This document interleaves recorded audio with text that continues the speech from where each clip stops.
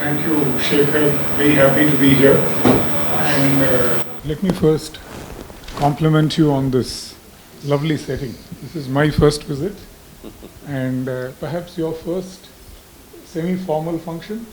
It is our first formal function. Okay. We've really not had any before, so you're all guinea pigs. Good. And we would love to have feedback. But yes, No, absolutely. Lovely sitting, and congratulations to you and your team. It looks very nice, and likewise, congratulations to Burnali and her team and to your leadership for this excellent report. As you mentioned, we've had the advantage of having sat with you and looked at this report in some detail earlier. Let me also take this opportunity and sort of thank JP Morgan. Truly, I think, very good use of CSR funding, and I was very happy. I was at the ILO in August, September, where this was a very good conference on apprenticeships in terms of learnings from the rest of the world. And very happy to see that a lot of apprenticeship related activity globally is being funded by JP Morgan. Thanks for this, I think, very generous effort. We have about 90 minutes, and we'll assume that Dilip and Madhav will show up, and about 10 minutes to begin with for each speaker. And I see a very knowledgeable and connected audience. I'm sure there's going to be a lot of interaction. So I want to keep aside about at least 20 minutes plus 20-30 minutes for Q&A, if that's okay with you. So I won't take long. I'll just set the context, not going into sort of stuff in the report that we will get into as we go along. I just want to state a few things in terms of the larger, sort of much more public policy context. And this is something I'm not tired of doing, but I want to repeat this.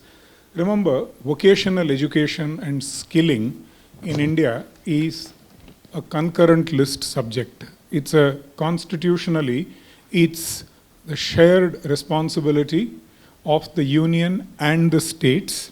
And I think it's not only the constitutional dimension. I think the nature of the activity is that there is a lot of it which requires local anchoring, local embedding. So we need to be clear that there is a role for the union, but there is perhaps an equally, if not a stronger role for the states, and very often for the local bodies across the world. There is a lot of role that urban and rural local bodies play in skilling. I think we need to keep that in mind. The second point, which is related to the nature of the activity, is that like basic education, skilling is typically characterized by a lot of positive externalities. And you see this in the fact that across nations, a large part of the skilling agenda typically gets funded by the exchequer. There is a large amount of money that comes from the public sector, state, center, but typically you don't see this exception in India either. A lot of the delivery is through the private sector. I'll refrain from getting into numbers, but the situation in India is also large public funding, but actual delivery of skilling and vocational education is mostly done by the private sector, but with one very important difference. In a lot of the relatively better skilling ecosystems, the private sector that delivers is typically the employer skiller private sector. But in India, we typically see this private sector is largely a standalone skilling private sector. It's not, the average example is not the employer skiller. And I think a lot of our weaknesses stems from this fact, but we need to sort of keep that in mind. Quickly, many ministries, many state governments, besides the corporates and foundations, which are doing skilling and catering to a bunch of different types of markets. And given the complex and dynamic economy that we are, myriad job roles, large part of the economy is unorganized sector. So in this context, I think it's important to carve out the appropriate and correct role for public policy, and public policy at the level of the union government. My sense after 16, 18 months in this job is that clearly a bulk of India's skilling agenda will be met by India. It doesn't have to be a bulk of India's skilling agenda being met by the government of India. What clearly is the role of the government of India is something I think I'd be benefited by a discussion on. My current sense is very sharply focusing on public goods. And one line elaboration of this, and we'll now open up the panel. My sense is quality regulation in whatever appropriate form. There are views on what kind of regulation do we need in this sector, but clearly frameworks which put in place assessment and certification in an appropriate industry-led, but clearly recognizing the role for public policy in this is one area. Addressing information asymmetry and creating good quality micro, regional and macro labor market information systems are the two things that clearly strike me as important. But let me stop here. We'll now open up the panel. Do we go in any particular order? We'll start with A. Atul. Thank you. Madhav is And here. we have Madhav also here. Great. It's great to be here. So first of all, I just want to acknowledge and thank Dr. Shah for the invite, and JP Morgan for actually anchoring this whole thing. Quickly, I'll just take a couple of minutes and introduce what we are doing as an organization, and then I'll kind of jump into my thoughts on the topic here. I represent the Nudge Foundation. It's a non-profit working out of Bangalore into skilling, and we've been doing it for the last 3.5 years, so not that old in the sector. What we do is we basically bring the youth 18 to 25 years of age into what we call Gurukuls, which are fully residential facilities running about a 90-day program for them. It's called Program in Life Management, on the premise that you need foundation repair for the dropouts before you start giving technical skills on top, which lead them to then employment. And I was kind of very pleasantly surprised to see that the findings of the report in some area talk about foundational skills. So 50% of what we do in our Gurukul programs is actually non-livelihood, non-technical, non-vocational in nature. We call it life learning and livelihood program, so it is 3 L's. Livelihood program is what we all understand. It's driving, beauty, data entry, plumbing, electrician, various sort of job skills. But when we went and talked to employers, they all talked about sort of this, we need somebody with the right attitude, soft skills.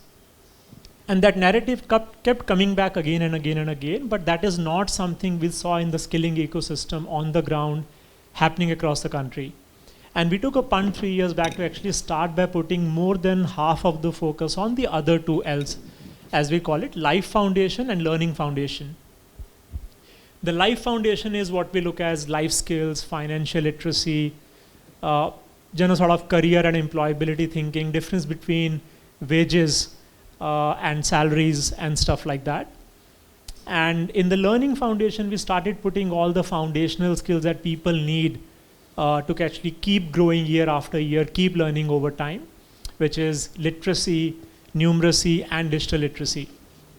And we realized that this particular bucket is very understood and invested. We saw that a lot of our students who actually focused a lot more on very, very basic foundational skills, not only very easily found their first job, but also saw very interesting career paths out of their minimum wage jobs that they get at the end of the program.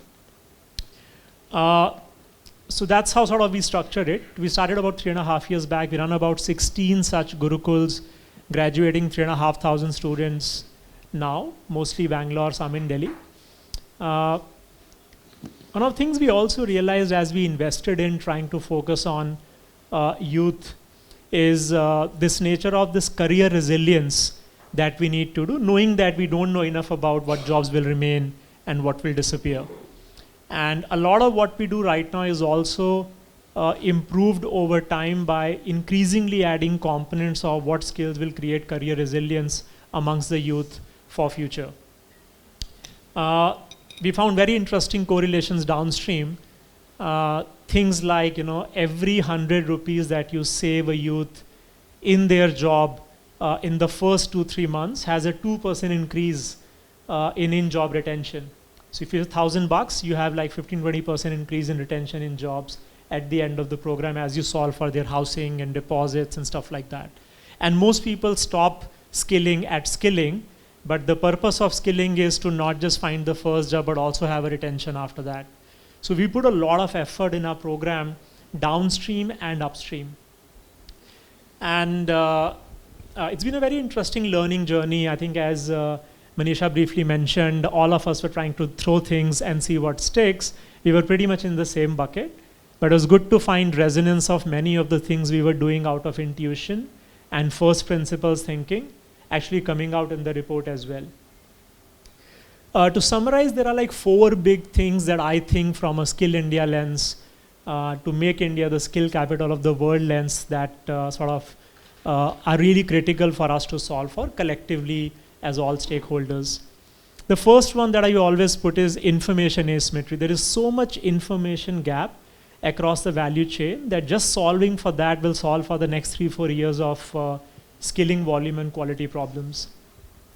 Students don't know, depending on where they are, 2/3 of the youth are actually not in the areas where jobs are. And hence, they having the information about what are the jobs, what do they pay, what are the career paths in those jobs, where do these jobs exist, is a huge gap. And I think information utilities for the public good is an important area of investment for the country. And everybody has to invest in that technology, government, stakeholders, sort of pooling in information. That's the first bucket. The second one, which we touched upon earlier, is the quality of the program itself. By quality, I mean what kind of skills do we really teach? And Dr. Shah covered a lot of that in his one, like cognitive, non-cognitive, foundational, literacy, numeracy, and not just the livelihood skill. And there's a huge room for the organizations imparting skilling on the ground need to change to factor that in. The third one that I feel is the scale lens. And I think if you look at the number of people we are skilling across the country or giving RPLs to across the country is actually very small compared to the size of the problem we are staring at. And I think that requires a lot of interesting investments in innovation, which today we don't know in what areas. So there are a variety of things that you put as buckets and say, look, we need to be investing in these areas. And I think the top of the stack for me would be, how do you actually have the industry and academia and informal skilling institutes come together to create a framework where there is a joint skin in the game. India is one of the very few countries where, even though we know that government has to be sort of paying from the taxpayers' money to create that revolution, but we are still very, very underinvested from industry. And I think I just need that motivation filter of industry to invest in, not necessarily share a large pie of the skilling. And I think that's not happening right now. So cracking the apprenticeship program, matching it with BVOX and creating that sort of intersection where industry, academia, and policy can come together is the only sort of leverage point we have to create large-scale skilling. There is no capacity in the country to create a parallel skilling infrastructure at all. So unless you ride on education infrastructure and in industry apprenticeships, there is no way we are going to come out of it successfully. The fourth one I feel is the financing bit, which we briefly said government is financing all of it, but I think it requires a lot of interesting innovation in financing and skilling. Where will the money to skill tens of millions of new youth entering the labor force every year is going to come from? There is not enough money overall, cumulatively, all of us have. And that requires some interesting innovation. Good morning. Pleasure to be here, and thank you, Shekhar, for inviting me, for JP Morgan to help get this report produced, and for my fellow panel members, many of whom have far greater experience in this than I ever will. My background, just for information, is I'm the founder of a company called Genpact, which employs, a large number. We started kind of the BPO industry in India. We've probably employed, over the course of the last 15 years, something like 250,000 people have gone across, been trained, come across, been hired, recruited, trained, left, joined other companies, etc. Also founded the Skills Academy. If I can make a joke about it, everybody asks me, is it a for-profit company? I say no. And as they say, is it a non-profit company? I say no. I tell them it's a for-loss company. That's what it does best. It makes losses right now at this point in time, which is the fate of many skills providers. And I think it's something I want to touch on, because I think without that, I don't think a lot of this will actually work as we go forward. There are many people here who can talk about policy and overall laws, etc., far more knowledgeably and with much greater insight and much better data than I can. So perhaps I would, if you would allow me, I will focus on some of the very basic areas of implementation on the ground, and what are some of the softer aspects of this that I think we must remove and change in order to get skilling done. Let me start with a different premise, though. One is that the ambition of our labor force is fantastic. Their ambition to learn, their ambition to acquire skills, and their focus on what skills they want to acquire is actually terrific. I have rarely met anyone through this process who didn't want to improve, wasn't hungry for more knowledge, etc. They may not know which skills to acquire, but for instance, if you look at and talk to them, and we've trained tens of thousands of people through the Skills Academy and other places. But if you met and talked to them, and we've done some programs with JPAL also with Abhijit Banerjee and his group to see what the aspirations of these people are. And it's an important point I would just make. What we have always found is that they're very keen and very knowledgeable about which kind of training gets them which kind of job. There is an interesting aspect in the report which I saw which talks about government jobs. And the sample surveys that we had done, a lot of people were basically gearing up to apply for government jobs. It's a lottery. If they win the lottery, you win big time. If you didn't get the lottery, that's why you'll see a dip in unemployability rates from the age of 29 and 30 onwards, because that's when you become ineligible for a government job. So that's one aspect of life that we saw consistently, which is worth considering and thinking about and seeing what we can do. Two, we have to be able to use technology to scale. There is no other option. There is a lot of fear around technology today that automation, artificial intelligence will take away jobs. The opposite is actually true in my view. These things will develop fantastic opportunities in areas where today we've struggled to reach customers and our citizens. So if you look at healthcare, if you look at logistics, if you look at transportation, if you look at almost anything, technology is going to help create jobs. If you look at education, and I'm not talking about technologists, I'm talking about the Ubers of the world which allow drivers to create jobs where an existing skill is used far more productively. So I think there's an entire range of stuff there which I hope we can all embrace and really focus on technology as a means of driving education, which in turn will drive more job creation and more entrepreneurship. I do think there are other issues, such as the biggest issue in my mind, if I may say that, and I've been on the employer side earlier, and now I'm sitting on the other side perhaps and training people, is I think the overall awareness and mindset within industry needs to change dramatically. I think the level of investments that industry today makes in India, say in technology, is abysmal. India probably, despite the availability of technologically proven, I met someone from Colombia yesterday. He's the chairman of the largest group in Colombia. He is coming to India to hire technology workers. But our own Indian companies actually hire very few technology workers and the investments they make. And therefore, that mindset of investing in productivity and paying more for productive employees and trained and certified employees, to me, is the largest single change that happens, because once you create that demand, then people will know that that's the place you need to go to, and this is the kind of skilling I can get to get into that job. To me, that remains a very substantial issue. The anecdotes behind it, I would just say as follows.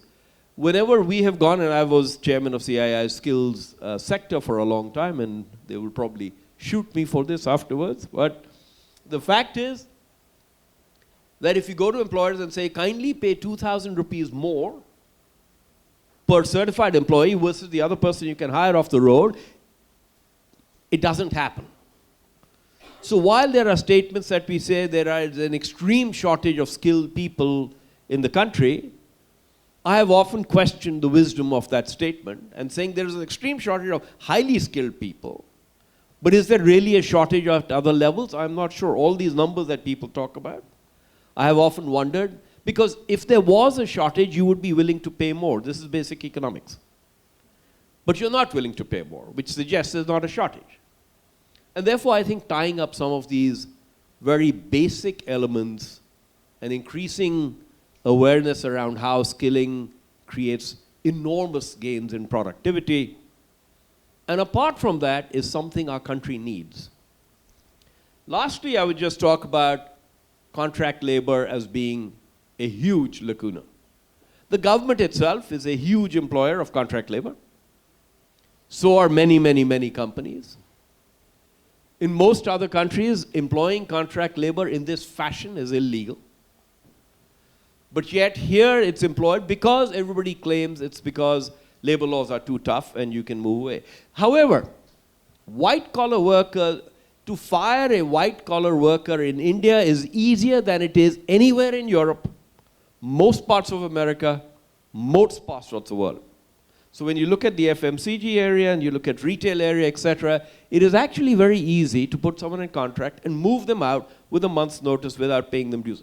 This actually cannot help labor force productivity, because this is why attrition happens, in my view. We've done a lot of sample surveys on this. This is why attrition happens. So if you look at all the numbers, Shekhar, in the report, we all talk about how there's a huge attrition. And the fact is, when you have no permanency and loyalty in the job, why will you not move? If your employer is telling you that I'll only employ you by contract and therefore show you no loyalty, why would you also not feel the same way when you go back? The better employers in the world provide social security, training, career moves, etc., and that's why their employees stay.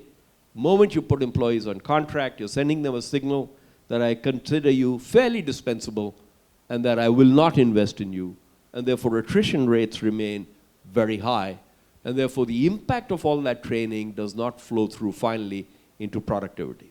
There are many answers to these. I would just say with hope that these problems have been solved by many countries and many companies and many examples within India itself. We have to figure out how to do these at scale, and I would emphasize the need to do so at an implementation level. We can talk about policy, but at the end of the day, you have to implement this village by village, school by school, district by district, training center by training center. And we have to make that process easy. Today, the process is torturous beyond belief, and we have to make that process easy. Mainly, I would suggest by focusing on outcomes.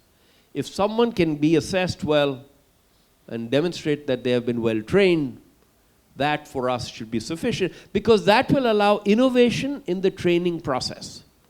And today, if curriculums are set early, then you can't use technology to teach people at home or at different hours. You can't do it outside a classroom. You can't innovate with the curriculum. So there are many things which would be solved if some of these innovations could come through.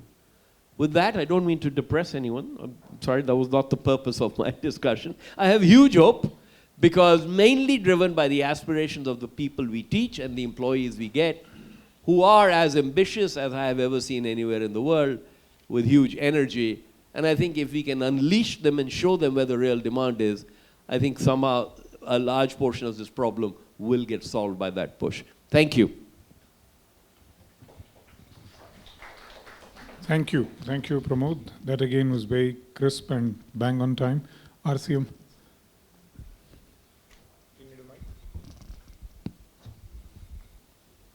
Thank you very much, sir. And I must say, as I was saying, Dr. Shah and Barnali, this report has been one of the most and very well articulated report. I have been with the skills industry now almost close to 12, 13 years. I think I must say this is very, very high quality report. And credit goes to JP Morgan also for supporting this. And keep it up, this kind of intellectual work is needed that looks at not just the operational issues, the policy, and it goes a lot more deeper into that. Very high quality report. And very quickly, my intervention, I would like to limit to a couple of action points, because I don't think there can be any recommendation which is not covered by this report. There is no issue which is left untouched from an analytical perspective by this report. So I think the report rightly brought out the key is education to employment highway when we are talking about education to employment and further upskilling. Large number of things that we need to work on. That is at the core of the report as I see it. And what do we do in terms of action? So my first hypothesis is that, my first suggestion is that, can we actually look at a lot more proactively in mainstreaming the vocational skills with the education system? And your report rightly says the skills do not necessarily mean only vocational skills, there are cognitive, there are behavioral skills. The variety of skills, how do we actually embed them from the primary schools to the colleges? There are efforts being made. There is a Minister of HRD scheme called NSQF, under which vocational skill subject is provided as one of the options. And there is a BVOC, and of course there are efforts that are being made by states, some states, in bringing in some technology related skills in engineering schools, but they're all very sporadic. Can we actually look at how do we mainstream, integrate seamlessly the future skills that includes variety of skills the report talks about into this? Example being, do we need to have an ITI at all? Why do we need to have an industrial training institute? There is an effort, we understand that there is an equivalence of, I was saying, sir, the point, do we need to have ITIs at all? And why not the 12th grade student, 11th, 10th and 11th and 12th, who goes to ITI? 10th pass student, goes and does 2 years of work. And 12th ITI electrician, when they pass out, what are the subjects that student takes? There is electrical engineering, there is some amount of chemistry, some amount of physics, bit of mathematics, literacy being taught, also works on the workshop. Just imagine a scenario where the NSQF aligned programs and benchmark to 11th and 12th, and with appropriate hands-on experience, that lab being available inside the school system. At the end of that, that student will be certified 12th, but specialization in automobile or electrical or retail or IT 1, 2, 3, 4. So if we can actually bring that, and there is, while there is a certificate of equivalence being given, I would consider that being a bit of short term and sort of ad hoc. It can be mainstreamed, it can be seamlessly brought together. Then what happens is that this aspirational issue that we are talking about, only the leftovers go to ITIs. And vocational skills not being aspirational enough, we would address that by way of bringing it together. Second, while doing so, can we bring in the local economic needs, requirements into the design of the curriculum in these schools and programs, vocational skills? Why not ITIs or the schools, colleges, in Tripura, for example, the state where I worked, do not have subjects on the natural fiber materials, which includes rubber, pineapple, bamboo, related technologies, value addition, n number of skills could be taught. But why should everywhere in the country need to have same subjects in ITIs? So how do we actually bring in that kind of flexibility so that the local economic needs, report talks about the clusters being linked to the vocational skills programs, maybe the bottom-up approach. Sir, you talked about this being on the concurrent list. This is where I think states need to come very, very proactively and bring in bottom-up approach. Maybe the college ecosystem, entire Tirupur town, may have the vocational skills related to the apparel industry. Within that cotton, within that knitwear, that's what it specializes. 25,000 crore of exports go out. And perennially they talk about the lack of trained labor, supervisors, technicians, the large number of ERP systems aligned to apparel industry which can be taught in local engineering college. You will have world-class supervisors, world-class technicians, world-class operators who come there. I think the second important thing which can be done, this is not impossible, it doesn't require any constitutional amendments, probably it requires some amount of scalable pilots to be taken up at some locations and actually demonstrate and take it up. Third, all this introduction of skills would actually be driven by the examination and assessment system, isn't it? And unless the examinations at the school level, for the job, for various others, actually talk about the skills that are required for the job, and there is no way that these skills would actually be taught inside the school system and others. As you know, we do about 200,000 people we train every year for vocational skills as ILFS skills. And one of the things we do is apparel industry. The first one which we started. The entry gate assessment for apparel industry is the person should be color blindness free. The person should have dexterity, hand-eye coordination. Then a lot of those, basically ensuring that the person becomes productive because he gets paid based on the number of pieces they produce. So you need to have a certain number of criterion to be productive on the machine. When I started, I was wondering, sir, what is the entry gate test that I had when I got into IAS? It's 5 questions out of 8, you write well, we get into the system, and they're there. The examination system has undergone change. It's a different matter. If you get slightly lesser marks, you end up in IPS, and you know what happens. Last 1 week we have been seeing. So therefore, the problem is, the examination system that we have needs to be very, very critically looked at. Very critically looked at. We need to get into very focused of reforming the assessment examination system, and which would demand the recipients of education in acquiring those skills that are necessary to get into this job. I think the qualifications that we are talking about, the NSQF, it's a journey which we started. I must say, as a country, I think we have done enormous work in creating standards, in creating the qualification packs last 5 years. A lot of work has been done. I think that journey needs to be looked at. For every critical job role, that we need to have high quality assessment examination system, which actually takes many of these skills that are required for job into the account. The fourth point is the short-term placement linked skills program. And as I said, I think if we address the vocational skills and various other skills as a part of educational system in a seamless manner, and most of the problems that we have in terms of the short-term job link programs can be addressed. We cannot keep waiting somebody to drop out of the school system, bring him to a training center, and as sir you said, not an employer training provider, somebody whose business model is different, imparts 45-day training program, and the person puts back into that. Do we need to wait? We need not wait for the person to drop out. We need not do the plumbing and repairing job. That's where the streamlining of this whole thing in education system, more of a prevention is important.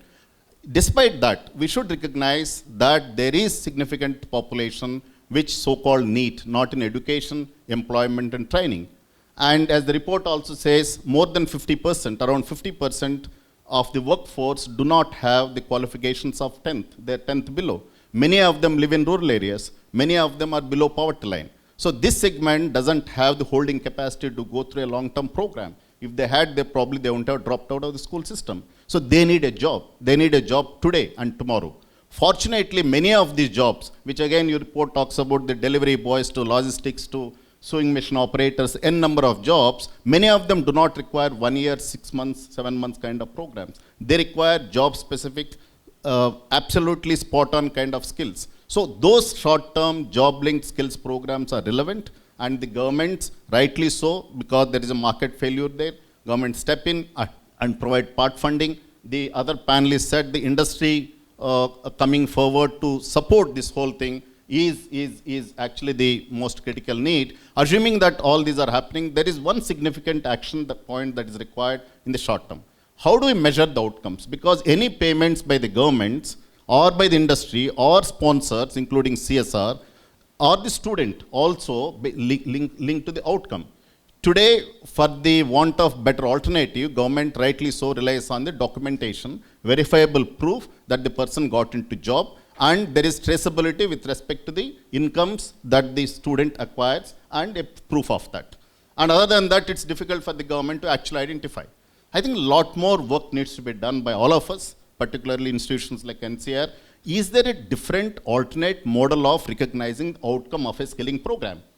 If so, and can we actually create a model around that? And the payments can be aligned to that. I think we need to go beyond that of just the, because otherwise we will be addressing only that 8% of formal jobs and 92% of jobs are left out. And also we are talking about foundational skills being there and the kind of work which Atul is doing, why doesn't it receive, shouldn't receive the government funding? But today the way the schemes are structured, he would not be able to get it because he cannot produce at the end of that 3 months of pay slip of an organized sector with the minimum wages. I think the outcomes of a skilling program need to be looked at. Probably it could be an area of interest for NCR to actually look at very comprehensive research. And many of us will be more than happy to support that. Come up with different kind of alternate framework in which the documentation related to job will be one of the part of that. I think if we could actually address, develop that, it would address a lot of problems and it will also align the whole thing. Last point is that we actually you talked about labor market information system, sir. Also the entire information asymmetry and all that. We don't have a very high quality institution which spends quality time and resources thinking around and doing high quality research, getting the stakeholders into developing models.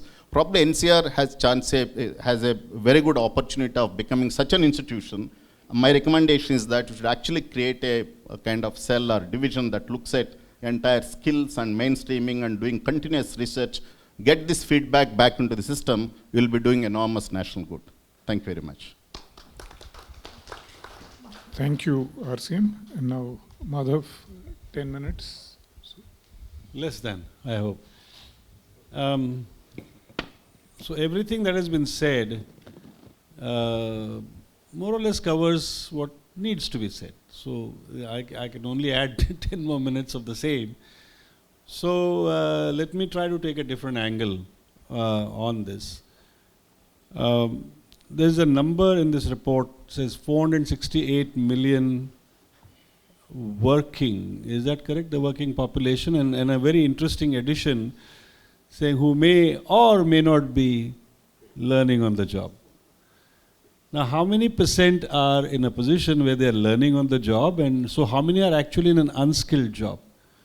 How many of these 468 million are on salaried jobs, contractual or otherwise, those who get paychecks? I read somewhere, I could be wrong, is that this is 40% of India, 468 million. 40% population of India is working for a living or earning, or they're in the working age. And out of this 40 million, 15% are salaried jobs. Everybody else is somehow earning on a daily wage or somehow getting a living. So if you put that into perspective, then you're saying, sir, 92% will ignore or neglect if you just talk about 8%. So there's a huge population that has nothing to do with the sector that gives you salaries or regular incomes and organized income. And unfortunately, our entire focus of skilling is industry or business focused for salaried jobs. No matter what you do, you may come up with big numbers like 25 million jobs to be added every year and all that. That doesn't happen because the economy is not geared that way. So let's forget about that. So here's where I would like to take a slightly different look at skilling India, if you're talking about skilling India, not just skilling for industry and business. We may say that that's where the jobs are, but the fact is that for a number of years to come, or maybe for forever, there's going to be few jobs, but more and more work. Think about that. And here, I'd like to give, how does that work? There's more work, no jobs. Well, very simple. Look at our own homes or whatever. 50% of India women, most of whom don't have jobs. But do they work or not? They are the hardest working people in the country, and they've learned to live that way. And we are all used to this fact that women work. And they do not get jobs. They do not get paid. And I have a feeling that more and more men have to get used to this idea, that they will not be getting jobs, and they will have to work, or they should be working, or we have to create a society that actually works, and which may not have jobs. What does that mean? I mean, our population is, you have a chart there that is showing, you're saying, we should be what? We should get rich before we get old. Very interesting. But we are getting older, and before you know it, in the next 20 years, we will be much older. And us old people, Shekhar, I don't know about you, but somebody has to, I mean, we have to learn to look after ourselves. Nobody's going to look after us, and we have no clue how to do it. Absolutely nothing. None. Because we've been too busy saying jobs, economy, work. And I seriously feel that if this is a big population, how do you look after your own children? How are they going to grow up? It's not just the schools anymore. And it's not only about education for jobs. It's going to be much more and far greater than that. How do you take care of people? And that is something that is complete, and it could be foundational skills. It's not just, I know we are guilty of talking about learning outcomes in terms of only reading, writing, arithmetic, but I think it goes further and much, much beyond that. Because children are today growing up in a completely different environment. Call it social media, all kinds of information, like it or not, is going to the children, and we don't know how to look after, how to even prevent certain things. Our society is changing very rapidly, and we don't know how to deal with it. And we are not ready for it. I think, so when you say we should be looking at more different outcomes of skilling, so I think let's broaden the idea of skilling as well. What you have brought out and what we have been doing and what we've been talking about is only skills for jobs. And if you look at that narrow band, then it's 15% of the working population, and the rest of the population is completely left out. I'm just bringing up a different point because I have to speak. You invited me, I came late. And so that's the and I'm thinking along those lines. I'm trying to see if Pratham's work can be changed according to this. For example, the way we organize our schools, the way we organize our classrooms. I wrote a few years ago in the volume that McKinsey brought out on reimagining India, that schools are basically daycare centers. They also teach. And everybody sends children to schools because you want to get rid of children for some hours. If that was not the case, why would you send them to coaching classes afterwards?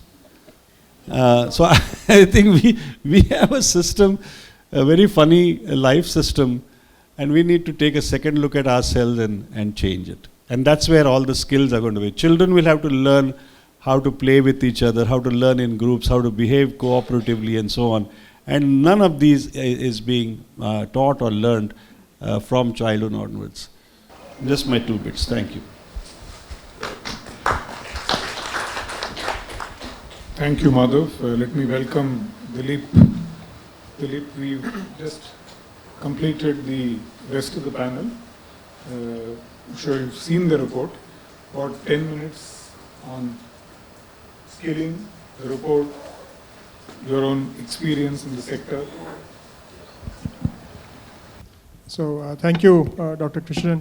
First of all, apologies for coming in late, but I was very upfront with Shekhar in saying that, I'm stuck in something, but we did anticipate that the PM was going to go through that route, so I got another 15 minutes delayed, stuck behind the VIP route.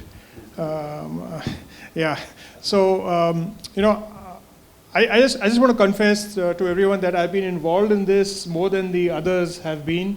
I've had the privilege of actually seeing some of the earlier work there, but I just want to make a quick set of points. First, tremendous amount of work, Shekhar, and to the entire team from NCR on the work that was initially done a few months ago and what has come out now. And while this paper captures the essence of some of the key recommendations, and I'll come to that in a minute, the other papers which are actually projected on the screen itself are very important documents and provide the nuts and bolts of what could be actually be done. I'm glad to come in after Madhav has spoken, because many years ago I actually had a deep conversation with Madhav and asked him to do everything what he wants to do now. He then threw me out of the room, but finally he did partner in some way, and then I think he's evolving over the time, and the work that they are doing is phenomenal. And if at the grassroots level organizations such as Madhav's actually understand what needs to be done, then we are on a very good path to changing the type of skills and the type of competencies. I keep coming back to the word competencies, because competencies is a thing of attitude, knowledge, and skills. And education normally focuses on the knowledge part of it, and we come and say that soft skills and other things is what we talk about, the attitude. And the skills could be the general types of skills, whether it's critical thinking or creativity or communication or things like that, or hardcore skills like operating a camera or getting the system. So it's a combination of that and what needs to be done here. I think the report actually talks about fundamentally three things, matching the jobs to skills, really, and identifying what are the types of skills required in different parts of the economy.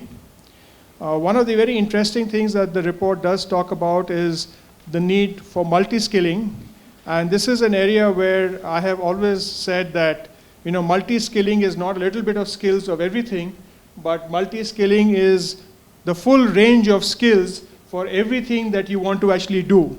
And that is something which we need to actually understand, because the number of hours that you actually can engage a person in the school system or in the college system is kind of defined, and what and how the person learns in terms of knowledge or attitude or skills in that particular area is key to going forward. And what would come out is something like micro degrees. I don't know if you finally use the term in the report or not, but you're actually going to have a lot of continuous learning, and the report talks about the lack of the medium and small industries to be connected to the system. It talks about no opportunities for people who are actually working, whether in agriculture or not in agriculture, to acquire skills. Two fundamental things here is productivity. While the report recommends the setting up of a commission to look at productivity and things, I think fundamentally that is key, because we are actually stuck as a country in a very low productivity situation, which leads to employers not recognizing the productive ability of people and therefore paying them less. So people don't look at aspiring to those jobs. So one of the reasons why, and I don't know if Pramod talked about it, this is something which he normally does, I don't know if he talked about here, about why so many people aspire and apply for a peon's job in government or a constable's job in government, is because the salary levels are significantly high, entry-level salary levels are significantly higher than what the private sector pays, and this issue is really regarding the productivity challenge in India. The other issue is, of course, what Madhav also touched upon, is how do we get women's participation in the workforce. Something which actually is missing in the overall context is the whole range of how do you make it easy for women to reach the workplace and come back in a safe and secure manner. Industries that have actually managed that, and Pramod used to be in one sector earlier where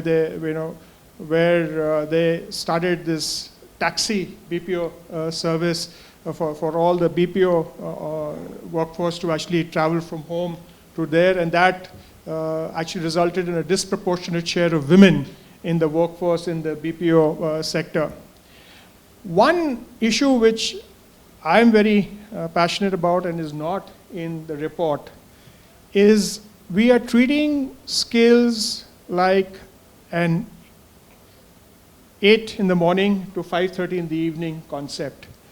And if we have to get workforce involved, if we have to be able to give people the opportunity to upgrade skills, it has to be available in the evenings, at night, over weekends. And this whole concept of having a continuous exposure or in a particular classroom to be able to be eligible to get a certificate or a degree has to change dramatically. It really hit home to me when I visited the New South Wales Institute in Sydney. They have over 15,000 students enrolled. And I said, what? No, we have regular courses, we have evening courses, we have weekend courses, we have part-time courses, and we have a continuous thing of certification. And there was a huge debate between the classic case of, how do you assess skills? Is it formative while it goes on, or is it summative, and how do you grade skills? And I think that is also something which the report has not really talked about, but it is important from the concept of if you look at the whole competency-based issue and how do you link it with the demand. I think industry also has a big challenge because, whenever you go out, you take a classroom to industry, or you say an institute to industry. Industry always wants to be the first to be in a particular institute, to have access to the first set of interviews, and then leave the rest for others. The reason behind that is very interesting because we have this way of marking and grading in which you put people relatively, and you put that there. And one of the things in the skills space, and I don't tire of giving this example, is if you look at skills in relation to the workplace, and let's not talk about critical thinking and all of that at this point of time, but if I take a simple tailor, right, you want to know whether if her function is to put these 10 buttons, she should be able to put these 10 buttons right 80, 90, 100 times a day and not have one thing. So there's no 50 or 40 or 90 in skills. There is only 100% in skills. And a lot of people do not understand that concept. And because you tend to, in the overall context, the employers are looking for people who can actually meet their needs. And some of the more other employers say, okay, I'm not looking for the skills attribute, I'm looking for the knowledge and for the attitude. I can do the skills in-house and actually enable that to happen. So depending on who the employers are, the small and medium people, they want people who can get on the job today. They don't have the ability to train people, to take people there, and they say, can we get the best? And fortunately, when they train a person and he gets best, the person goes on to a different job, and that whole 9.6 million of those small and medium companies who employ 1 or 2 people get into a problem. So those are the points I just wanted to make. Again, real apologies. I meant no disrespect to anybody, but Shekhar was fully in the know. In fact, I said, I'll sit in the audience and not speak, but he just pushed me into this. So thank you, Dr. Krishnan, for accommodating me, and thank you, Shekhar, for having me here.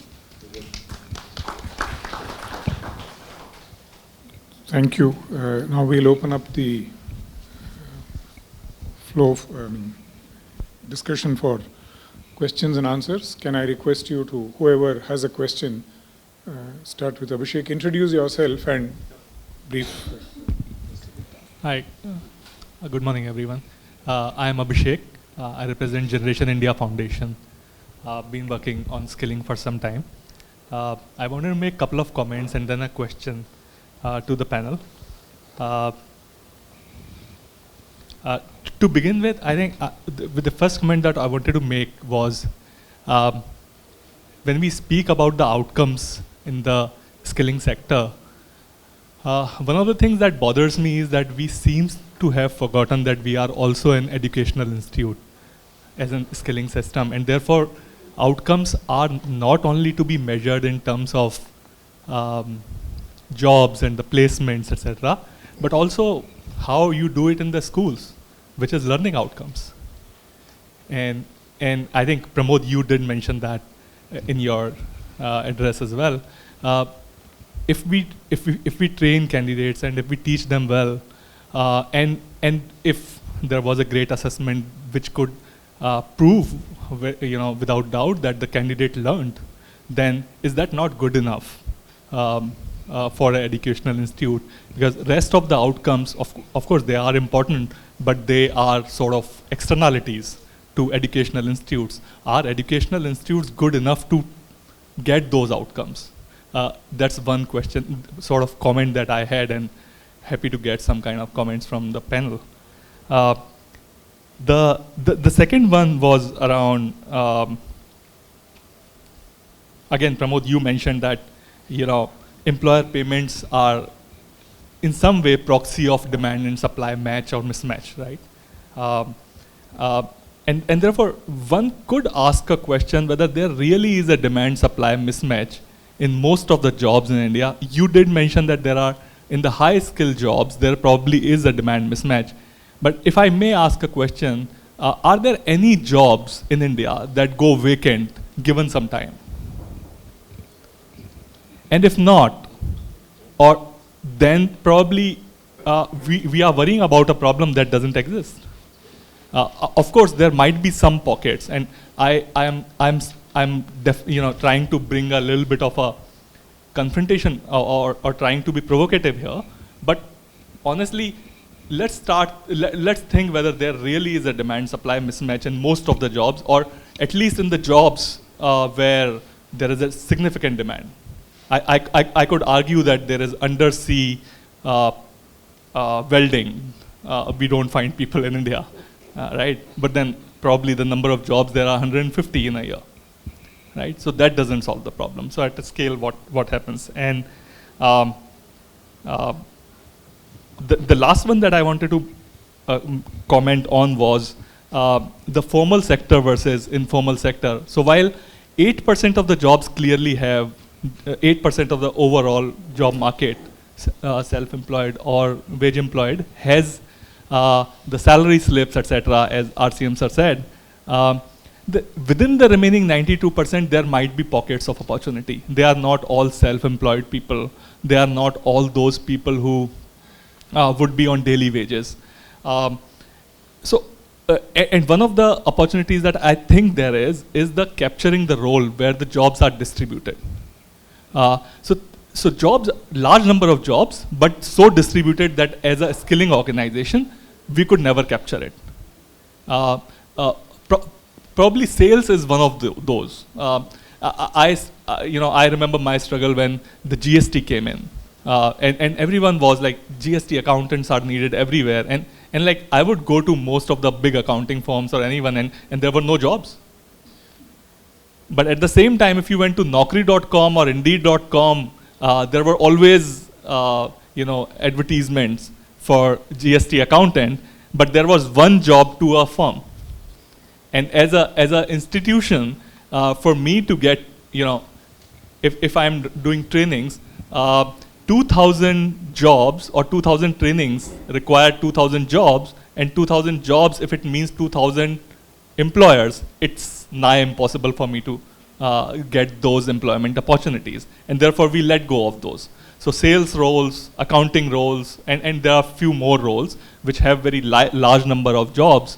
but are just not aggregated and distributed. So it kind of ties in with my first point around we doing great educational outcomes and then letting kids and the candidates here find the jobs near them. They are probably much better off finding those.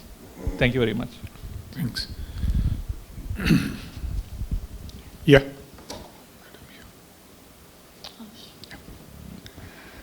Good morning, and thank you so much for giving me an opportunity to listen to wonderful viewpoints of the panelists.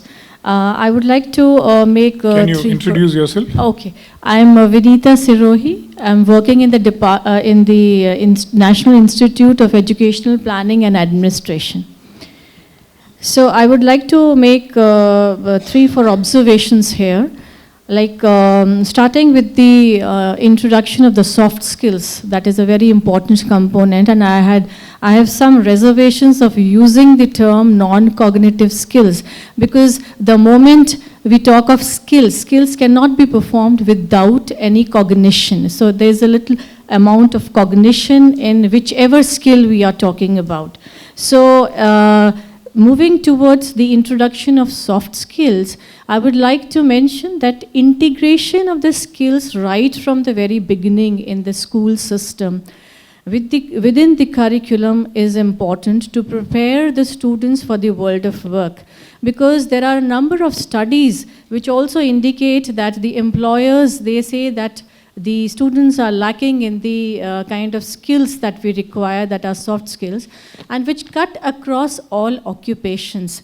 So this is a very important component which needs to be integrated if we need to improve our skills system. Then another thing I would like to point out and add to what Mr. Atul ji has just mentioned about information gap. The students do not have awareness about the job opportunities and about their selves. And here the component of career counseling services is very important. We need to have proper guidance and counseling services in the school system, where the students can be made aware of their self-abilities, the self and the world of work. We are talking of matching of abilities with the job requirement. But when the students are unaware of their own abilities and they are not aware of the requirements of the job, the matching would not be proper. And taking a career decision is just not a one-point decision. It's not a one-point decision, it's a gradual process where the students need to prepare for their career that they are taking in, they are going in. It's not only vocational choice, but vocational adjustment that is required for better performance. Then another aspect that is very crucial is related to the informal sector. We all are aware that almost 93% of workers are employed in this informal sector, which is characterized by heterogeneity and diversity. Now, it's very difficult to map the existing skills that are there and gauge the requirement of the skills in the various aspects. Now, another thing is that they do have indigenous skills, but they are not marketable also. So we need to think of how to make them more employable and more marketable. And there are very fundamental questions of training for what, for whom, and how. So these are the questions that we need to address when we are talking of informal sector. And also we have also discussed about how to mainstream the workers in the informal sector to the formal sector. How do we improve that?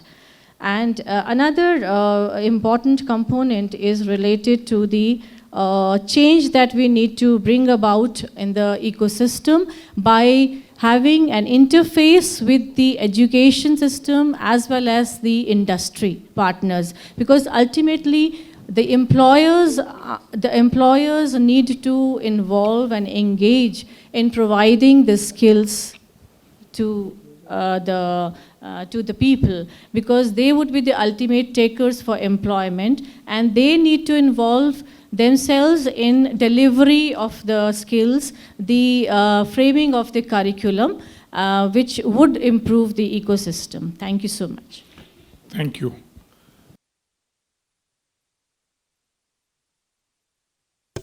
Good morning, ladies and gentlemen. Commander Jagmohan Bhogal, National Project Director for Pradhan Mantri Yuva Yojana. Sir, I think all the panel members talked about reforms in the examination system. My observation is that we need to move from a system of certificate to a system of certification. Now, these are two words which are used very interchangeably, but that both have different meaning. Two of the things which objectives that we talked about, one is the futuristic approach to the skilling, and second is having an independent certification system which brings in the employer's concept of having a better skilled person at a higher cost. And it happens across the world. It happens in US and Europe, where a certificate has got a life. It is applicable only for 2 to 3 years or 4 years, depending upon the kind of skill that we are talking about. And in today's fast changing environment, having a certificate as a skilled plumber today and thinking that I am a skilled plumber all my life is not going to work. And secondly, a person has to get skill dated every 2 years or 3 years. By that time, the skills requirement has changed. The skill exam has changed. So the person inside is now knows that if I have to get my certification dated, I have to upgrade my skill. So it's not only the government, not only the training provider, not only the employer who's worried about it, the individual himself is worried about it, that I will not be employable 3 years from now if I don't get dated into my skill system. So once we bring in that and we keep increasing incrementally the certification requirements, the person, the employer and the trainer, all of them will strive to improve upon the skills that we are imparting. So it will solve 2 or 3 problems that we are talking about today. And these systems are proven, they are available. There are international standards available on skill certification. So it can be, recently the similar standard has been brought out on EOMS, the educational systems. So these things, can we think of bringing in such a system wherein it's not a certificate, it's not a lifelong certificate, it's a certification. Thank you, sir. Thank you. Yeah, here. Good morning. My name is Gauri Gupta. I'm a part of the Central Square Foundation. CSF is a venture philanthropy fund focusing on education K-12. I actually started, my career in the development sector with the National Skill Development Corporation, and Dilip is here. And, frankly, I realized how deep-rooted the issue was, and somewhere, that was the realization when I said, let me move back into education and see, how that backward integration, how it comes up. So, I mean, my question, Dr. Krishnan, is literally for you, which is to say that what is the feedback mechanism, from the skills ministry, which is going into the Ministry of Human Resource Development on curriculum design, and how are we in some sense, saying that, look, I mean, it's impossible, to demand, the skill training providers to do what 12, 18 years of education should have done.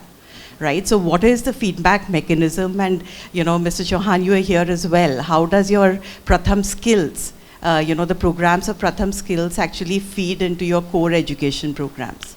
So, I mean, those are my questions. Person next to you, I think he wanted to speak. You? Good morning. My name is Arunachalam Karthikeyan. I'm representing iMove. So there are a couple of points which I thought that I will share when we are talking about with this August gathering. There are some couple of questions also I would like to raise here. For the entire ecosystem, I think that we have had some discussion with Bornali and her team also earlier, before this report was coming in. I think that when we are talking about the overall skilling ecosystem, that the most important aspect is, at every forum we are talking about how industry is going to take the ownership of this entire skilling system. So the major aspects would be how we are going to enhance this industry through the industry bodies. There are see, we are talking about more than, say, 4.5 million, 45 million MSMEs in our country. And the amount of, the number of industry organizations are not enough, actually. So, we are not talking about, when we are talking about asking the industry to take part in this skilling ecosystem, no, we cannot go one by one. We have to go through the industry organization. We don't have enough industry organizations, and we don't have any means to build the capacities of these industry organizations to gather all these industries to talk about the skilling ecosystem and to enhance these apprenticeship programs. And that is one of the key areas, I think, that we should keep it in mind. Secondly, integrating all the skill stakeholders from the ministry's point of view. There are more than 16 ministries which is now taking space in the skilling ecosystem. And I think that, see, for example, one policy intervention, what can help this industry to come forward, in my opinion, is that, how can we make these industry bodies more capable, and how we can pass on some kind of, a constitutional amendment to make all this industry to become a member of some industry body. If that is done, I think that there can be some kind of, ownership the industry can take it up. And this is possible by integrating Ministry of Commerce and Ministry of MSMEs, because Ministry of MSMEs, which is one of the most important stakeholder in this entire skill ecosystem. Secondly, see, we are now hearing lot of approaches. Even the cluster approach has been now spoken about briefly. How to enhance this entire skill system. See, only through the clusters and the cluster organizations, I think that we can enhance this skilling. Third, are we also talking about how we are going to increase the number of teachers in this ITIs, and how we are going to increase the trainers in this entire ecosystems? And see, in fact, in other countries, especially I represent the German organization, and I have been working with them for the last 13 years or so. So I see the soft skill portion in the German system is inbuilt in the apprenticeship system itself. The master trainers, they teach they become the mentors of these apprentices, and they do entire skilling system. But here we are more focusing on the soft skills, and I think that we have to relook at these areas. This is possible only when we have more and more trainers in place, master trainers in place.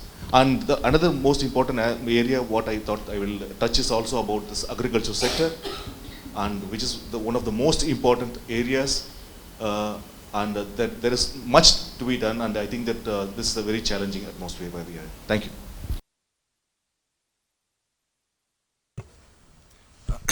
So I'm Arjun from the Aga Khan Foundation. One of the things that always gets on my mind is where the numbers come from. UP and Bihar are one of the things that struck me was this baskets to bites thing. So if we look at the numbers of young people, UP and Bihar are the largest contributors. But if we look at skilling investments or good programs, typically we hear of Mumbai, Pune, Gurgaon, Hyderabad, Bangalore. So I just wanted the panel's opinion on how are we going to shift this geographical skew.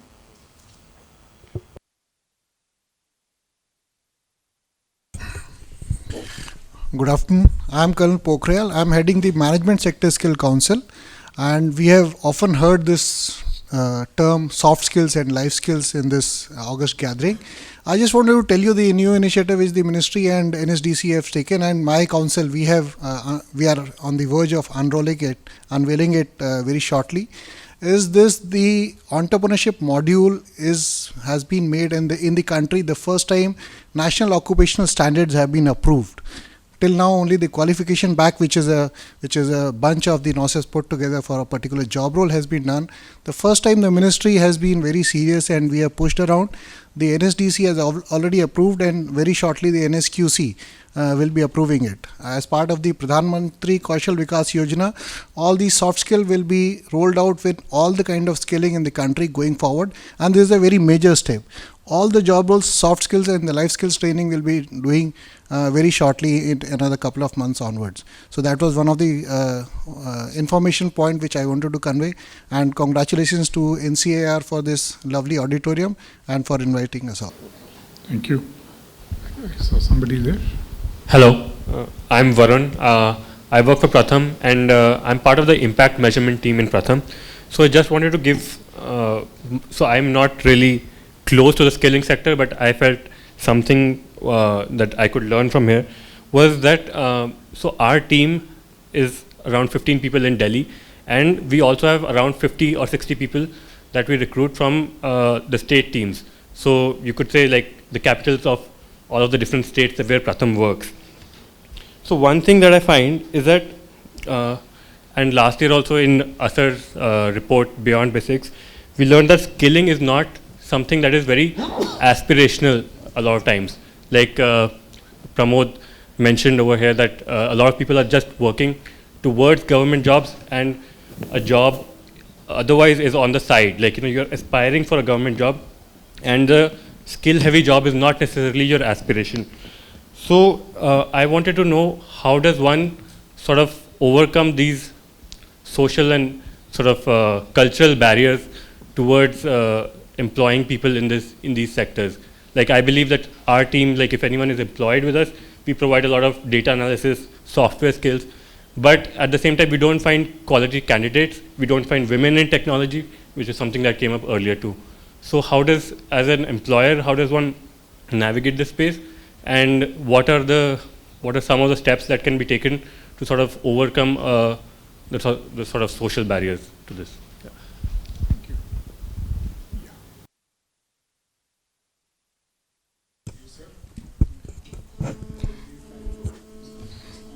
Yeah, good afternoon. I'm from Construction Sector Skill Council. My name is Jancy Matthew. I have a question, sir, to Dr. Krishnan. We talk about certifications, NSQF qualifications and all, and the certifications are there for the last 5 years. And anybody who's taking a certificate, they will always look for what am I getting out of it. Whether the employee or the employer would think, why should I take a certified candidate? What am I getting out of that certified candidate? Whether is it better productivity, better competence? And for the worker, am I getting a wage increase? But for the last number of years, we have the wages we are giving for semi-skilled, unskilled, and skilled. It is continually happening. Now, what is it that we are doing for this NSQF certification? How are we linking the wages to that? That is my question, sir. Thank you. Hello. I am Pradeep Bajaj from the Domestic Workers Sector Skill Council. My observation is based on some of the monosyllables that I have picked up here. The industry, the certificates and certification, and seamless. And I've been part of the ground level worker in this skill system for quite some time now. One thing which concerns me is about certification and certificate is that all these PMKVY or DDU-GKY or all these certificates that are being given, are they being honored by the industry? Is the industry, while employing some of their employees, workers, are they actually looking at that certificate before actually employing people or not? I'm ground level, I'm looking at possibility of implementation of this kind of system seamlessly, as it was mentioned. Something is on the another point I have is on the little lighter vein and probably benefit us all. The concern Madhav showed about all of us, or some of us, probably are getting older, and he was concerned that Shekhar may not be getting older. And who is going to look after us all? So we have a Domestic Worker Sector Skill Council, which has already, the job role of the elderly caretaker has been approved by the NSQC. So I guess we have a lot of jobs, a lot of work also. Right. Thank you. Okay, thanks. Now we'll turn to the panel. We have about totally 15 minutes, sir. So couple of minutes each. You may want to respond to questions that specifically got addressed to you, or anything, about 2 minutes each. Yes. We'll do this quickly. So I think some of the points, and I won't be specific, points to information asymmetry. There is a massive amount of asymmetry driven by, one, the fact that the numbers we all talk about are very distorted. There are 110 million people enrolled in provident funds across India. So we can talk about 8% being organized sector, etc. But many of these unorganized sectors, so-called, are actually enumerated in some fashion. And so we need to be sure that these are also included in our numbers and as we think about them. But it points to the information asymmetry. Two, Abhishek, you were asking about, areas where jobs are where jobs are plentiful and they're not being filled. I'll give you a few examples. Nursing homes. If you go to any hospital, they will tell you healthcare patients, healthcare assistants, nurses, we can't find. But nursing colleges, by the way, are running empty. Okay? So you have that dichotomy. And my thesis on this, which is based on just anecdotal surveys, is that the quality of the job is poor and it doesn't pay enough. So all the nurses who get trained prefer going overseas. Similarly, truck drivers. If you look, everybody will tell you there's a huge shortage of truck drivers. But if you look at the nature of the work the truck driver has to do, it's a grueling job. I would not recommend it to anyone on earth. Nobody should have to go through that job. So I think there are issues like that which very quickly, the other point I would make is just on outcomes and measuring outcomes very thoughtfully and insightfully, because it will do 4 or 5 unique things and get us away from this tracking of salary slips and all the other rigmarole we have to go through. I will tell you that certainly at the Skills Academy, we spend probably 70% on administrative stuff and 25% teaching. So that just tells you how convoluted this has become. But outcomes, what does it do? It'll allow you to drive innovation in how you teach. Because what matters is what the student has learnt at the end. It will allow you to use technology, it will allow you to change the curriculum, it will allow you to do more on-the-job training if you will.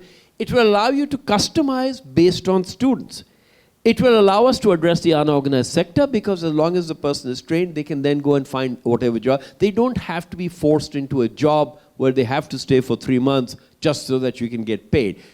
The measurements that we're using drive the wrong results quite often. Lastly, it will drive ease of doing business, because it will allow people to train where they need to, how they need to, etc., as long as the students come out well trained. So with that, I shortage of time, but I thought I would address some of the questions at least. Thank you. Thank you. Atul? I'll take some of the questions that came up.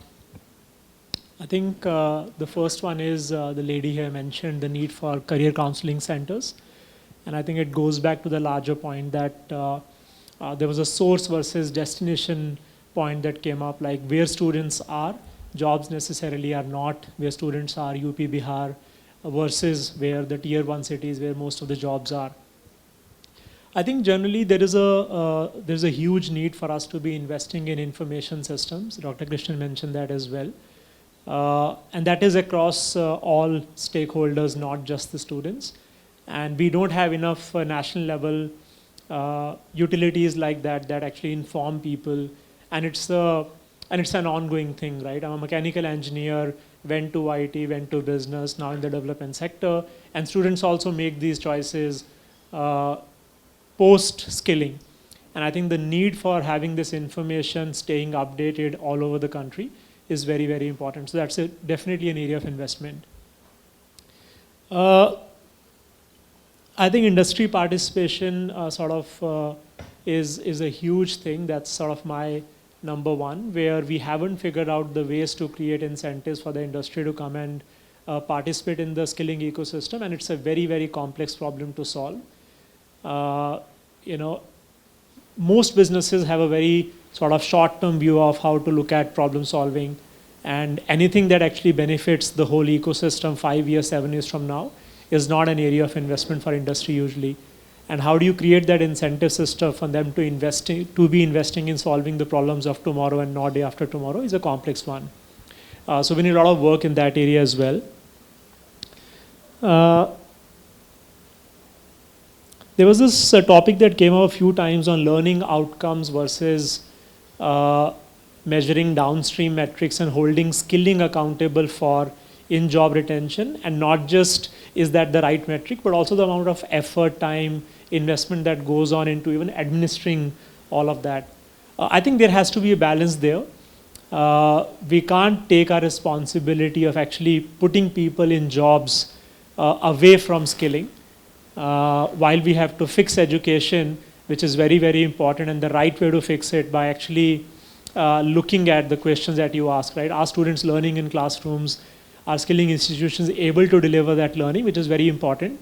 But the responsibility to let a student who's a 12th pass with skilling training and say, look, we've done our job, is also not an extreme we would need to see ourselves landing in.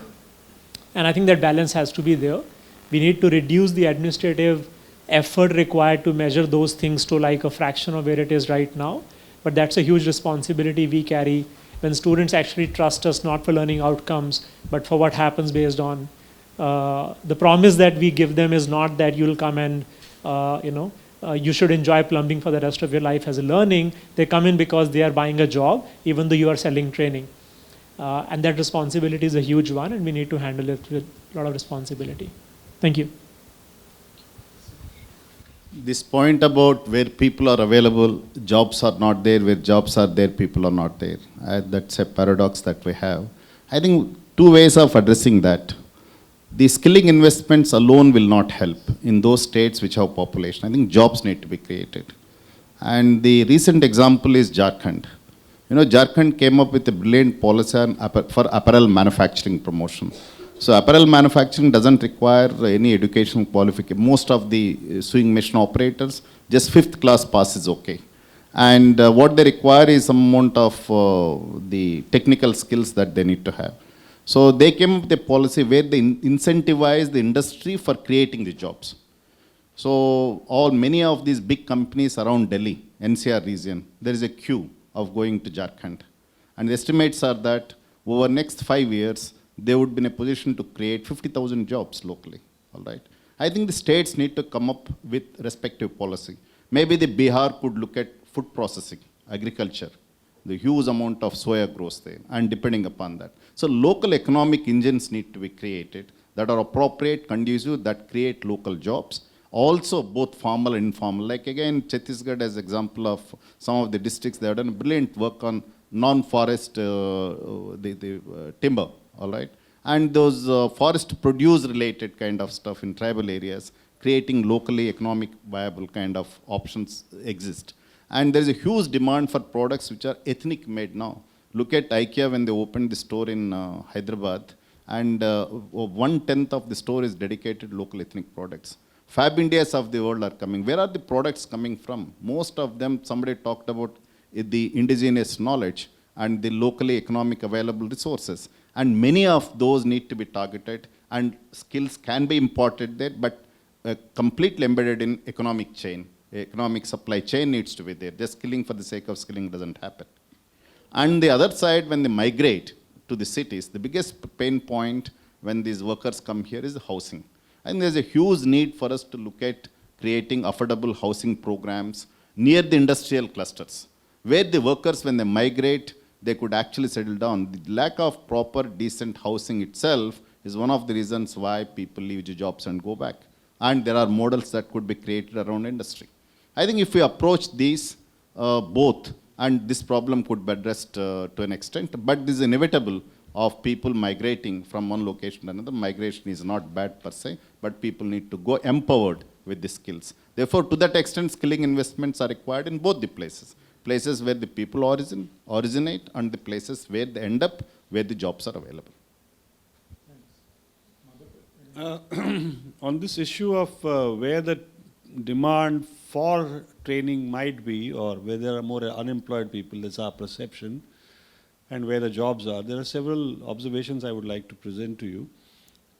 We have been working in the vocational skilling sector for the last 10 years or so. In the last 5-6 years, we have reached about 25,000 trainees every year. And we find, and those who are in the sector will probably not be surprised by this, that and you have to go out and mobilize people from rural areas to come to training. In a country where skills are required and where apparently there are unemployed people, it should not be necessary. They should be queuing outside the vocational training centers, they are not. So you have to send out people, telling people how to come to vocational training. It's free. आपको कुछ नहीं देना पड़ेगा. उसके बाद में हम आपको job भी दे देंगे. Everything is said. And yet, what is the observation? UP, Bihar. UP is slightly a different case. Bihar, it's very difficult to mobilize people for vocational skilling. Okay? Let's take this as an anecdotal example. It's not hard evidence, but I can assure you that we have problems in mobilizing people in Bihar. That's not the case in Chhattisgarh. That's not the case in eastern Maharashtra where there are more tribal areas. By and large, from tribal areas, we can get students and they're hungry to come and learn. Not from Bihar. We have not tried in Kerala. But I have a feeling that there are these traditional regions in India where there are links with industry centers. So for example, Bihar, eastern UP, coming to Mumbai for textile work and all that, or any kind of work, has been a tradition. And there is always a chacha, mama somewhere who puts you on a job, and you leave home and go find a job. आप training warning करके पता नहीं कितना time लगेगा. We don't even know whether you're going to give me a good job or not. There's a contractor in civil construction who will come to you and say, spread the money around and 20,000 रुपया ले लो, 200 लोगों को लेके आना मेरे काम पर. And it's done. The money is given in advance. It works on beautiful trust. Unskilled workers, but that's what actually happens. These things are undercutting your so-called need for skilling. It's not the demand for skilling. I think the industry really doesn't demand skilling. Industry, as you said, is very short-sighted on this, at least as far as these skills are concerned. At a lower level, we don't want skilled people. At a very high level, we want skilled people who can run scams. So this is the way we are running our business in industry today. And this is actually going back and saying, I don't want a skilled population, I just want a skilled employee. And there is a distinction between a country that is skilled and a workforce that is skilled. You know, we do not help our children become skilled. We insist that they should learn maths. We still want them to learn computer programming, but with their hands we will discourage. I don't know, is any school teaching sewing anymore? Actually, in my class, I've been pricked with lots of needles and for sometimes usefully, otherwise not. My mother used to actually show kids how to do stuffed toys and all that. But we discourage people from this. And parents all the time tell you, हमारे बच्चे को school में डाला, now he doesn't respect me, I'm a farmer, now वो उधर काम कर सकता है, ना इधर काम कर सकता है. These are realities, you've completely ignored them. Where is agricultural skilling? I was shocked, I was looking at numbers. Aeronautical engineers, in aeronautical engineering course, I think the total number of enrollment is, I forget, 1,600 or 16,000. I think it's 1,600.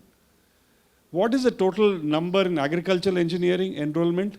Exactly that. Hare, this is supposed to be an agrarian country. Productivity of land is poor. आप agriculture नहीं सिखाते हो? What is going on? And so if they have to have a fallback option, I can take a small plot of land and make it productive. ये भी नहीं करते हम लोग. I think there is a problem. हम लोग need, demand सब mix up कर दिए हैं. I think we need to take a second look at that. And this is how our skilling program informs our educational program. Now we are experimenting with many of these things. The other day, 2 days ago, a colleague of mine traveled from a state capital by Rajdhani to, I won't mention the capital, to Delhi.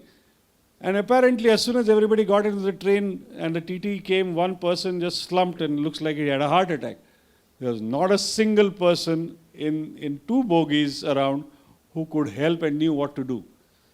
Luckily, there was a physician and something was. We do not know primary first aid. How many of you have taken a course in first aid? Wow, not bad. Dilip, don't raise your hand. Okay. So this is I think we should be rooting for a skilled population and then a skilled workforce. Both things are required, I think. I should probably stop. I just wanted to add, because I think the points Madhav is making are phenomenally important. One is this concept of mobilization, which should not be required. many of our training providers feel like we're dragging people kicking and screaming into a classroom. And many of these students are routine. They go from one training to another training to another training. Their careers, they spend careers in this. We witnessed that. Two, I think the point on industry is one that I would love to make, which is very valid. Look at the IT and ITES industry. We have all built huge training campuses for ourselves. Wouldn't we all have been better off coming together and building massive institutions which train people across India for certification for wherever they wanted to go? Wouldn't that investment have yielded much greater fruit? And yet our short-termism said, we will do it only for ourselves and not for others. And that is the tragedy in this mindset around short-term productivity and short-term gains that I think has to be overcome. To some extent, Mr. Krishnan, I'll end very quickly. I was for industry. Having watched it from this side, I've changed my mind on certainly the unorganized, organized. Perhaps you need to tax them.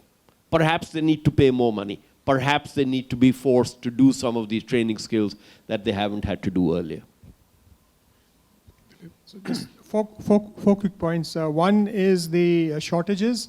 I think RCM also talked about this. Bangalore, if you go to any apparel company, their permanent boards wanted people. And the challenge is that there's no housing in Bangalore. So all the apparel companies have even exhausted the bus route, because if it makes more than 2 hours to come into town, then the productivity worker actually goes in. A lot of people still associate me with skills, and everybody wants me to find them a domestic worker, and a certified domestic worker. This huge people. So there is a challenge which is going there. This point about the validity of a certificate, very interesting. I was on a panel with Professor M.B. Atreya, and he said all MBAs should have an end of date. So because once you get an MBA degree, it should not be valid for life, and I think that's very important there. The other point I want to talk to the Construction Council. You raised a very interesting point. I don't know if you've actually interacted with people who come and watch your bricklaying and tile laying competition at your WorldSkills competition. You'll find that a lot of contractors are visiting. And even recently at the AeroCity thing, I met 2 or 3 contractors. And I asked them, how much would you pay this guy? He said, 45-50,000 to main de dunga mahine ka isko. So there is a value for skills. And except we don't know the capability of that person, and therefore the certification and the validity of certification and promoting it. And in Germany, one interesting thing, if you're a turner or if you're a cabinet maker or whatever it is, the project that you get for your exam, you actually carry it with you. And whenever you go for an interview, you actually demonstrate that this is what I did and this is what the capability I had. And every level that you actually transcend, you have another thing going there. So I think that's what, on this, this creating this backbone for studies and the demand-supply gap, it's very important. But as a country, we expect perfection the first time around. You're not going to get it. It's going to take 5 to 10 to 15 years to build a system like OStarNet, which the US has, where you go, you'll find a green, red, orange, and telling you what it is. You require a huge system. The country today needs this system more than ever, because there's huge debate on how many people employment, what jobs are there. But to get it right the first time, you're not going to be able to do it. And we need to encourage failure. In the skilling system, unfortunately, we are not encouraging failure and not encouraging innovation and all of that. And that's what needs to be done here. And the final point I like to make on the topic of, there are 3 types of people. In school, or in education, at work, and people who are normally say not in education, employment, or training need. The skilling requirements of all 3 people are totally different. And if you look at the school system, if you look at the aeronautical engineer or the agricultural engineer versus the one lower, it is different. And once we realize this, that one size doesn't fit all and you've got to grade it, then the whole thing will change. But to say that, class is most important is only short term, but we need to have programs for everybody across the spectrum. So thank you very much for this opportunity. Thank you, Dilip. And Shekhar, do you want to speak at all? So I'll answer a couple of the questions that were addressed to me, I thought, and also conclude the panel. Okay, thank you. Varun and I think a couple of others had, I think, questions on this aspirational part. And I tend to agree with points that were made by some of the panelists. I think we need to recognize that there are some jobs, regardless of what you rechristen them, which will never be aspirational. I think societies need to figure out how to get work done. Construction Sector Skill Council will confirm this. Any estimate that you do, the number of jobs that are available for masons and for bricklaying and all of this, humongous. And try and get 2 volunteers to come and do construction as a matter of choice. Likewise, truck driving and so on. So I think there are some jobs which are not aspirational. I guess the economic sort of answer to this is there will be a wage answer, because if the job is not aspirational, but if it is required by society, sooner or later in a well-functioning labor market, wages will need to go up, and wages will. Because I think the laws of economics work in India as well as they work anywhere else. And 2, career pathways. If it's not a dead end, and if there is a way out in terms of going up, there will eventually be an answer. The question that I think Gauri and I think someone else also had about this feedback vis-a-vis HRD. No, I mean, there is always feedback inside government because we are all in the same ecosystem. But remember, this feedback is not going to be very easy and smooth, because at one level, the formal task that we are all talking about when we talk about foundational skills, life skills, literacy, numeracy as being the biggest weakness, you are asking one part of government to actually do what another part of government is formally supposed to be doing, on which we are spending probably 5-digit crores. If you add up the education budgets of all state governments and the government of India, it will be close to 5-digit crores, more. And we are effectively saying that entire system has failed to do what it is meant to do, because if at the end of 5-digit crore education, I have to teach kids how to say good morning in my skilling ecosystem, and expecting the same ecosystem, because I haven't come out of heaven, the education system hierarchy has come out of the same system which has produced me. How am I going to succeed where the 5-digit crores and 1 million governmental fellows have miserably failed? So this feedback is not likely to be very easy. It happens. We are now trying to formalize it, and sort of one part of the answer will come in the summary that I will attempt in terms of what we are trying in the Ministry of Skilling on the larger questions. Before I do that, I want to very briefly touch upon the last 2 questions about certification and certificate. Dilip answered it in part. I want to sort of, given that we are in the National Council of Applied Economic Research, and we have to justify being present here and talk about some economics, I want to quickly refer to 3 Nobel Prize winning economists, I think, who have the answers to all of these questions. George Akerlof got a Nobel Prize speaking about the theory of lemons. I'm sure many of us here are familiar with it. Second-hand car markets in the US are characterized, used to be characterized by what is called lemons. I have a bad car. I know I have a bad car, and I'm trying to palm it off to Pramod. And what do? I paint it nicely. I make it look like it's a nice car. And the first time around, though I am much less smart than Pramod, I fooled him and sold him this lemon. He's bought it for a good price. This can happen once. He'll go around making sure that 100 people know that second-hand cars, particularly when they are nicely painted, are not to be touched, because they are likely to be sold by these Krishnans, second-hand car salesmen, who will be selling off lemons which are worth $1,000, but they will be selling them for $10,000. So what did George Akerlof get his Nobel Prize for?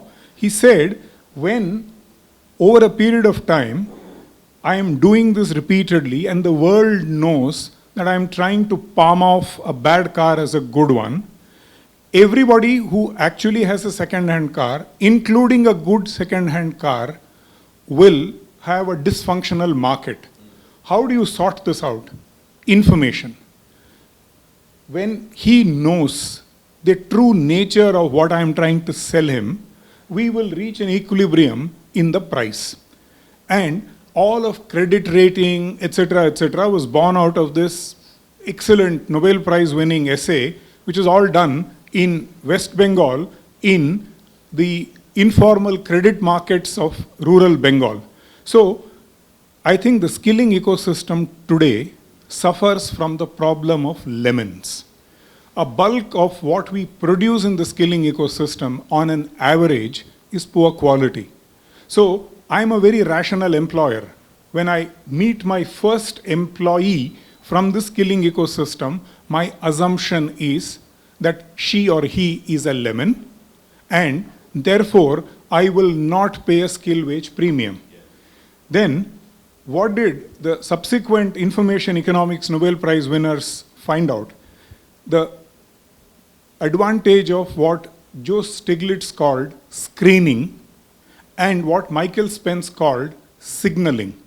Why does an IIT engineer get a premium over an average engineer in college? IIT signals quality or signals better quality than the average engineer in college.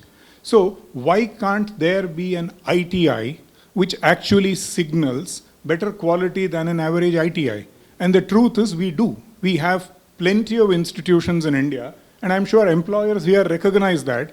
Mr. Reddy represents an institution which clearly commands a wage premium in the employers who recruit from him. Likewise, NTTF, Don Bosco, a whole bunch of institutions where kids coming out get a premium of the kind that you see in the IIT and the IIM markets. These are different markets, but signaling of a good quality skilling system does lead to a wage premium. And Joseph Stiglitz's point about screening is all what apprenticeship is all about. The moment, the example that you give, when you see a kid laying those bricks in the world skills competition, you know the skill of that kid. And apprenticeship was the formal system where you brought in a kid, saw the kid at work, and figured out which kid is a skilled kid, which is not. And the skilled wage premium followed the screening process. And I think a lot of sort of good, serious public economics perhaps has all the conceptual answers, but let me, without sort of getting further into these kinds of conceptual questions, talk a little, couple of minutes, little about where are we headed in terms of some of these issues. At one level, you know, if you had listened very carefully to what was being said, it is clearly a general equilibrium problem, since everything hangs together, since till Indian industry changes and becomes a bunch of do-gooders, Indian labor system undergoes a complete transformation, and the Indian school system improves, safety of women, safety of you and I on the roads, and commuting in India becomes smaller, perhaps we can't solve the skilling problem. Because if all of these are related, clearly there is no answer to skilling as a standalone problem. But nevertheless, I think there are clear-cut ways in which we can, while Indian industry mindset changes, while Indian labor market becomes more flexible, and Indian corps begin to do what they are meant to do, etc., can skilling improve? And I think it can.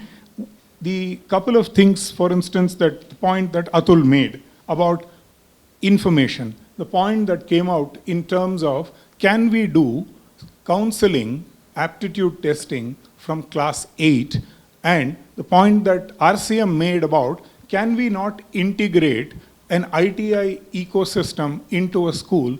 Many of these things are actually currently happening. I think our difficulty is these are not yet happening on scale. These are not yet mainstreamed, and the unfortunate reality is mainstreaming of a lot of these will necessarily need to be done in the state, because you can't formally meddle with the schooling system except in some of the CBSE schools, which are not your natural candidates for a lot of these experiments. But nevertheless, there are CBSE schools, some that NSDC is helping with in and around Delhi, where in class 8 to 12, we have actually mainstreamed some of exactly what RCM recommended, doing skilling in school. But as of today, these are single-digit numbers of schools, and I think we are a long way off sort of in mainstreaming these. In terms of information utility and some of the suggestions that Dilip had, more decentralized, innovative systems which will allow, and I think very rightly, all kinds of experiments to go on, and we don't penalize, failures and learn from these. I think one likely way forward is something we have recently managed to get approval of the cabinet for, which is a consolidated regulatory system which brings together the currently fragmented quality regulation in the skilling ecosystem at the union level. There are multiple agencies which deal with quality enforcement. The cabinet has recently approved, and it's a very significant approval, of consolidating all of these by taking away functions from a number of agencies. But I think the consolidation part is the administratively interesting part. The more interesting part are the two features of this system: completely outcome-based and not the prescriptive model that we are all familiar with. If you are a skilling system, you have to have 2 rooms, this kind of air conditioning, that kind of roofing, toilets not in the front but at the back end, etc., because these kinds of input-based regulation is the easiest to enforce. You can go and mechanically inspect a building, conclude, come back and say, this is what is required. A movement away completely from this, in fact, a movement away from regulating training providers to regulating a new activity called the awarding body. If tomorrow the Nudge Foundation decides that it has enough of a market and it is aligned with the National Skills Qualifications Framework in terms of competency matching, Nudge can come forward and become an awarding body. And if Nudge has enough confidence in its degree, it doesn't need anything beyond that, and the regulator in the union government will not at all get into any of these prescriptive regulations, nor even into assessment and certification. If Nudge is recognized as an awarding body, it will be the equivalent of the old IIM, where nothing of Nudge is regulated by government unless Nudge wants co-recognition by the government for the kids who may be interested in government employment. So it's a very significant move in terms of how the ecosystem will get regulated. And to Atul, we have formally in those regulations introduced information utilities, exactly like the Indian Bankruptcy Code, which is again a similar model. Namely, all of bankruptcy related work, though far away from skilling, depends critically on information at the right time. So there is a significant premium on information, and not information that comes only out of government, but information from crowdsourcing, from the parents who've sent kids, from the kids who've been to these schools. So all of these are part of the new NCVET regulation. And if Shekhar, there is interest, at some point very soon, we are going to notify these regulations. Maybe it's time for a whole day's conversation on, have we got some of these things right? Do we need to do them better? I'll conclude here. Thanks again. I think we had a wonderful panel. I thoroughly enjoyed being here. Over to you. Thank you, Krishnan. Really, this has been extremely rich fare. We were quite unsure with this kind of a recce report, if I may call it, which really doesn't get into a lot of detail, but really steps back and makes us think about what we are doing, where we would go. But this morning has really paid for itself in so many ways, and I'm really grateful to the panel, grateful to Dr. Krishnan, and I'm grateful to all of you. Pallavi, do you want to say a few words? No? Pallavi Chaudhary, Dr. Chaudhary is an integral part of the team. She's on the program to say the vote of thanks, but I think we have both had a very rich morning, and I think we have a very rich lunch outside, which our neighbor Cafe Lota has made available for us, which is really also a celebration of this new facility that we are opening. And you are, as I said, our first experimenters on that. Again, thank you to the team. I don't know where Bornali is. She's not. She's outside. This is tremendous work, and I've just been a beneficiary of it. For me, it's been a great learning. But there have been lots of suggestions. RCM, you had a whole bunch of suggestions about what NCR should do. Krishnan, you just threw us a gauntlet about the new regulations that are coming on. I would very much like all of the people here to come and be participating in that, whatever we want to do in a day's workshop or something like that. I think it will be very useful. And I think we should reach out to the states. An important point was made about the concurrent list. And again, with technology, with the help of people like Pramod and others, we are very well linked all over the world now. Out of this audience, we could actually be live streaming this to all the state capitals if we wanted to. So I think we're going to do that as well, to make sure that the messages don't remain confined to Indraprastha estate, but they get beyond into the state capitals where these things are actually being discussed and decided. Again, thank you all.